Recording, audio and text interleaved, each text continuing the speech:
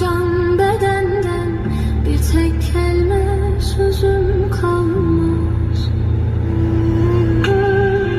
Ölürüm belki rüyada, boğulurum bir deryada. Ben çok yandım bu dünyada, çıkar canım, gözüm kalmaz. Bir gün hayat benden kaçar, tabutumu dostlar açar. Şiirimden sözler uçar, türküm kalmaz, sazım